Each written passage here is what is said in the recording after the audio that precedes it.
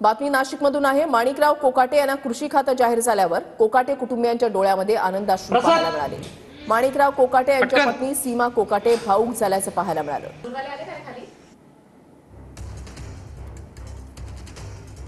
काय सांगाल साहेब, पहिल्यांदाच आता मंत्रिपदाची शपथ घेतल्यानंतर घरी येत आहेत, मोठी तयारी जी आहे आपण त्यांच्या स्वागताची केलेली आहे, काय आपली प्रतिक्रिया? आम्हाला आता खूप आनंद झालाय। आम्हाला काय, आमच्या तालुक्यालाच खूप, सिन्नर तालुक्याला खूप आनंद झालाय।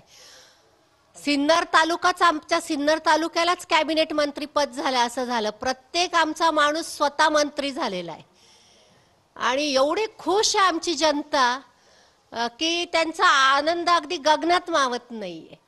आणि कृषी मंत्रीपद मिळाल्यावर तर आमचा शेतकरी राजा तर खूपच खुश झालाय। खरं तर ज्यावेळी कोकाटे साहेबांची प्रचार सभा होती त्यावेळी अजितदादा जे आहेत ते म्हणाले होते, एकदा तुम्ही कोकाटेंना निवडून द्या, त्यांना योग्य पदावरती पाठवणार असं त्यांनी व्यक्त केलं। त्यानंतर आता त्यांनी मंत्रिपदाची शपथ देखील दिलेली आहे।